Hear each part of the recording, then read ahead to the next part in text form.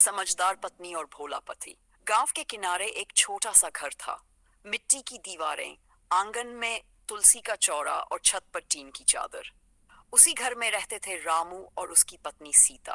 रामू दिल का बहुत अच्छा था, पर इतना सीधा कि लोग उसे आसानी से बेवकूफ बना देते थे। पूरे गांव में सब कहते थे, रामू बहुत भोला है, कोई भी दो मीठी बातें करके उससे अपना काम निकलवा लेता है। वहीं उसकी पत्नी सीता बिल्कुल उल्ट थी। पढ़ी लिखी, समझ तेज दिमाग वाली और हर काम सोच समझ कर करने वाली। वह ज्यादा पढ़ी तो नहीं थी, लेकिन स्कूल तक पढ़ी थी और जीवन ने उसे बहुत कुछ सिखा दिया था। सीता हमेशा कहती थी, भोले होना अच्छी बात है, पर दुनिया में आंख बंद करके भरोसा करना ठीक नहीं। रामू मुस्कुराकर कहता, अरे सीता, सब अच्छे लोग हैं, कौन किसका बुरा चाहता है। सीता बस भगवान का नाम लेकर चुप हो जाती। एक दिन सुबह सुबह रामू खेत जा रहा था। रास्ते में एक गांव का लाला मिला। लाला बहुत चालाक आदमी था। उसने रामू से कहा, रामू भाई, तो पता है ना, मैं तुम्हारा भला चाहता हूँ। शहर में एक नई कंपनी आई है। अगर अभी 10,000 रुपए लगा दो तो महीने में डेंजेस मिलेंगे। रामू की आंखें चमक उठी। सच लाला जी? इतना फायदा? अरे हाँ, मैं क्या झूठ बोलूंगा। रामू बिना सोचे समझे घर आ गया और सीता से बोला, सुनो, हम अमीर होने वाले हैं। सीता ने पूछा, क्या हुआ? रामू बोला, लाला जी कह रहे थे पैसे दोगुने हो जाएंगे। सीता समझ गई कि कुछ गड़बड़ है। उसने धीरे से पूछा, कागज दिखाया? कंपनी कहाँ है? कोई रसीद? रामू बोला, नहीं, पर लाला जी अपने हैं। सीता ने गंभीर होकर कहा, यही तो गलती है, अपने लोग ही कई बार धोखा देते हैं। बिना सबूत पैसे नहीं देंगे। रामू थोड़ा नाराज हुआ, तुम हर बात में शक करती हो। सीता बोली, ठीक है, चलो अभी चलते हैं और कंपनी देख आते हैं। दोनों साथ गए। वहां जाकर पता चला कि कोई कंपनी है ही नहीं। लाला सिर्फ लोगों से पैसे लेकर भागने वाला था। रामू के पैरों तले जमीन खिसक गई। अगर तुम ना रोकती तो मेरे सारे पैसे चले जाते। सीता मुस्कुराई, पति का साथ देना ही पत्नी का काम है। उस दिन रामू को पहली बार अपनी पत्नी की समझदारी का एहसास हुआ। लेकिन मुसीबतें यहीं खत्म नहीं हुई। कुछ दिन बाद रामू शहर गया बैल बेचने। वहां एक आदमी ने उसे नकली नोट पकड़ा दिए। रामू खुश होकर पैसे लेकर घर आया। सीता ने नोट हाथ में लेते ही समझ लिया कि कुछ गड़बड़ है। उसने कहा, ये नोट असली नहीं लग रहे। रामू बोला, अरे शहर का आदमी था, धोखा क्यों देगा? सीता उसे बैंक ले गई। बैंक वाले ने बताया कि सारे नोट नकली। रामू की आंखों में आंसू आ गए। मैं तो बर्बाद हो गया। सीता ने उसका हाथ पकड़ा, रोने से कुछ नहीं होगा, चलो उस आदमी को ढूंढते हैं। सीता ने चतुराई से बाजार के लोगों से पूछताछ की, दुकानदारों से बात की और आखिरकार उस आदमी को पुलिस ने पैसे वापस दिलवाए। रामू हैरान रह गया, तुम तो सच में बहुत होशियार हो। सीता हंसकर बोली, पति पत्नी एक दूसरे की ताकत होते हैं। धीरे धीरे रामू हर काम में सीता की सलाह लेने लगा। गांव के लोग मजाक उड़ाते, अरे रामू तो बीवी से पूछकर चलता है। रामू मुस्कुरा कर कहता था, हाँ, क्योंकि मेरी बीवी समझदार है। एक दिन और बड़ी मुसीबत आई। गांव में सूखा पड़ गया। फसल बर्बाद हो गई। सब लोग परेशान थे। एक साहूकार आया और बोला, जो खेत गिरवी रख देगा उसे अभी पैसे दे दूंगा। रामू फिर से फंसने वाला था, लेकिन सीता ने इस बार एक अलग रास्ता चुना। उसने घर की औरतों को इकट्ठा किया और बोली, हम सब मिलकर अचार, पापड़ और मसाले बनाकर शहर में बेचेंगे। सबने उसका साथ दिया। कुछ ही महीनों में उनका छोटा सा काम बड़ा व्यापार बन गया। घर में पैसे आने लगे। रामू गर्व से कहता, मेरी पत्नी ने हमारा घर बचा लिया। अब गांव वाले भी सीता की तारीफ करने लगे। एक रात रामू ने कहा, सीता, अगर तुम मेरी जिंदगी में ना होती तो मैं कब का बर्बाद हो चुका होता। सीता बोली, और अगर तुम मेरा साथ ना देते तो मैं भी कुछ नहीं कर पाती। शादी का मतलब ही साथ निभाना है। दोनों आंगन में बैठे चांद देख रहे थे। ठंडी हवा चल रही थी। उनके चेहरे पर सुकून था, लेकिन जिंदगी की परीक्षा अभी बाकी थी। रामू और सीता की जिंदगी अब धीरे धीरे पटरी पर आ रही थी। घर में पहले जैसी तंगी नहीं रही थी। आंगन में तुलसी के पास नई मिट्टी डाली गई थी। छत की टूटी टीन बदल गई थी और दीवारों पर चूना भी लग गया था। छोटा सा घर अब सुकून से भरा लगने लगा था। लेकिन कहते हैं ना, जब जिंदगी सुधरती है तो किस्मत फिर कोई नई परीक्षा ले आती है। एक दिन दोपहर को गांव में एक सफेद गाड़ी आई। उसमें उसमें सूट बूट पहने दो आदमी उतरे। पूरे गांव के लोग उन्हें देखकर हैरान रह गए। उन्होंने बताया कि वे शहर की बड़ी कंपनी से आए हैं और यहाँ जमीन खरीदना चाहते हैं। गांव वालों को लगा जैसे लॉटरी लग गई हो। वे बोले, हम आपकी जमीन बहुत अच्छे दाम में खरीदेंगे, जितनी कीमत यहाँ मिलती है उससे 3 गुना देंगे। सबके कान खड़े हो गए। रामू भी घर आया और उत्साह में बोला, सीता, हमारी किस्मत खुल गई। जमीन बेच देंगे तो शहर में पक्का घर बना लेंगे। सीता ने शांति से पूछा, किसको बेचोगे? शहर वाले बड़े लोग हैं, गाड़ी में आए हैं, बहुत अमीर लग रहे थे। सीता का माथा ठनका। इतनी आसानी से कोई इतना पैसा नहीं देता, कुछ तो बात है। रामू बोला, तुम हर बार शक करती हो। सीता ने प्यार से कहा, शक नहीं, सावधानी है, चलो पहले पता करते हैं। अगले दिन सीता खुद उन लोगों से मिली। उसने उनसे कागज दिखाने को कहा। उन्होंने नकली नक्शे और फर्जी कागज दिखाए, लेकिन सीता पढ़ी लिखी थी। उसने तुरंत पकड़ लिया कि सरकारी मुहर गलत है। उसने धीरे से रामू से कहा, ये लोग ठग हैं, जमीन ले लेंगे और पैसे भी नहीं देंगे। उसी शाम सीता पंचायत में गई और सबको समझाया। पहले तो किसी ने उसकी बात नहीं मानी, लेकिन उसने तहसील जाकर असली रिकॉर्ड निकलवाया। तब सबको सच पता चला। गाड़ी वाले लोग रातों रात भाग गए। गांव वाले सीता के पैरों को छूने लगे। बहू, तुमने तो सबकी जमीन बचा ली।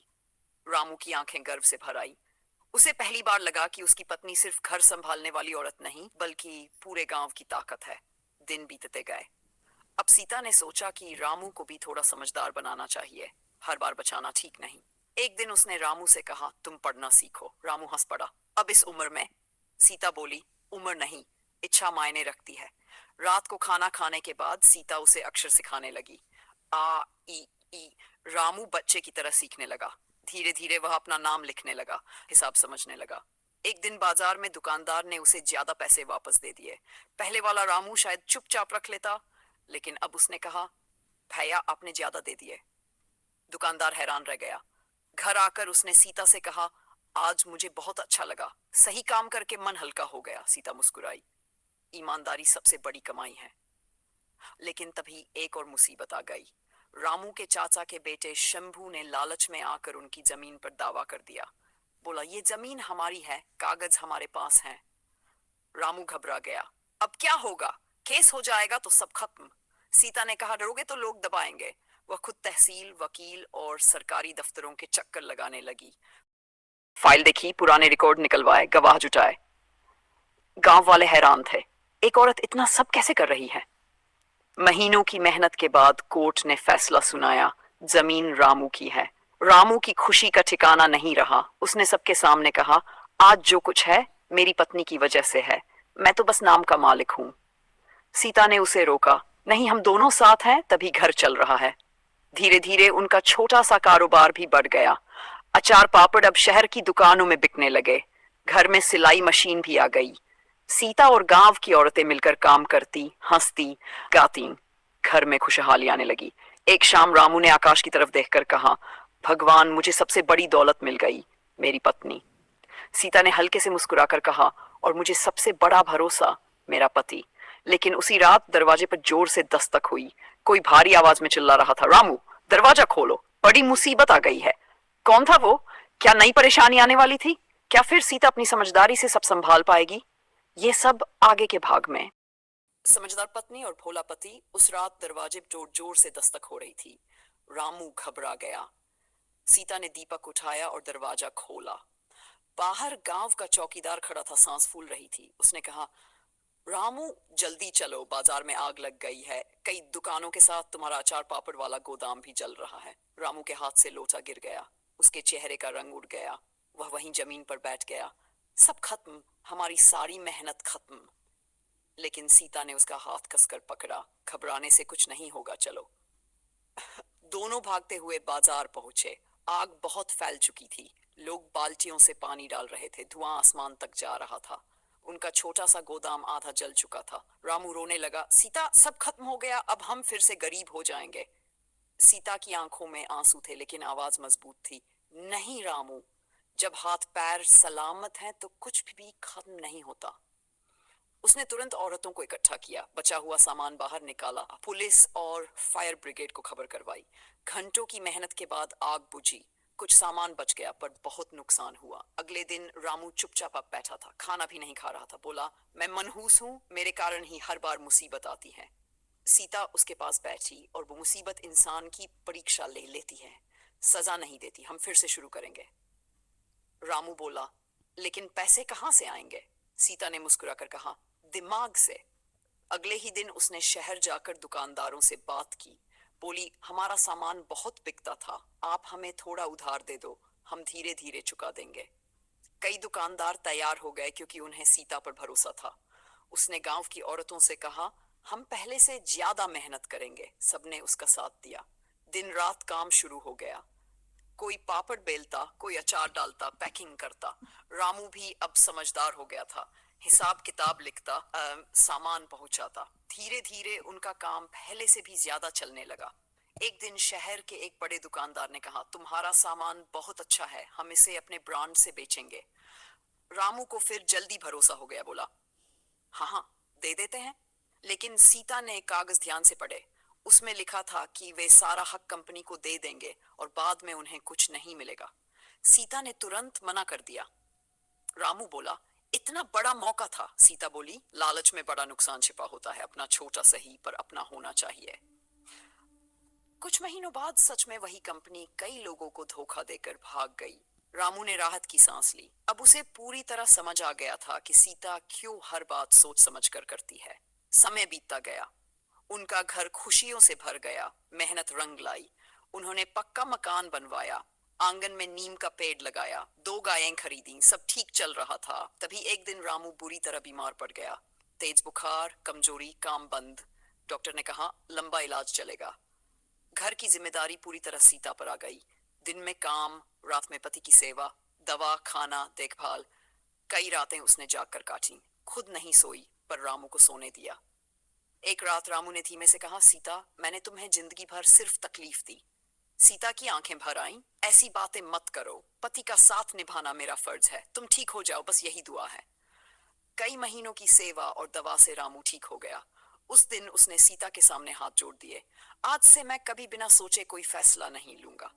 तुम मेरी पत्नी ही नहीं, मेरी गुरु हो। सीता हंस पड़ी। पति पत्नी में गुरु चेले जैसा रिश्ता नहीं होता, साथ का रिश्ता होता है। धीरे धीरे उनकी कहानी पूरे इलाके में मशहूर हो गई। लोग सलाह लेने आने लगे, कोई कर्ज की समस्या लेकर, कोई जमीन का मामला लेकर। सीता सबको समझदारी से रास्ता बताती। गांव वाले कहते, रामू की पत्नी नहीं, गांव की बेटी है ये। एक दिन पंचायत ने उन्हें सम्मानित किया। उसके सामने सरपंच ने कहा, अगर हर घर में ऐसी समझदार बहू हो तो कोई परिवार कभी बर्बाद नहीं होगा। रामू की आंखों से आंसू बहने लगे। उसने सबके सामने कहा, मैं दुनिया का सबसे किस्मत वाला आदमी हूँ। साल गुजरते गए। घर में खुशहाली, इज्जत और सुकून आ गया। एक शाम दोनों आंगन में बैठे थे। सूरज ढल रहा था। हवा में मिट्टी की खुशबू थी। रामू बोला, सीता, अगर तुम ना होती तो मैं कब का लूट चुका होता। सीता ने हल्की मुस्कान के साथ कहा, और अगर तुम दिल के अच्छे ना होते तो मैं इतनी हिम्मत कहां से लाती। इंसान की अच्छाई ही सबसे बड़ी ताकत है। रामू ने कहा, मैं भोला था पर तुमने मुझे समझदार बना दिया। सीता बोली, नहीं, मैंने सिर्फ रास्ता दिखाया, चलना तुमने सीखा। दोनों चुपचाप आसमान में चमकते तारों को देखने लगे। उनकी जिंदगी ने उन्हें सिखा दिया था, सच्चा प्यार सिर्फ साथ रहने का नाम नहीं, मुसीबत में एक दूसरे का हाथ पकड़ने का नाम है। समझदारी और भरोसा मिल जाए तो छोटी सी झोपड़ी भी महल बन जाती है। और इस तरह एक भोले पति और समझदार पत्नी की जोड़ी ने साबित कर दिया कि घर पैसे से नहीं, समझ और साथ से चलता है।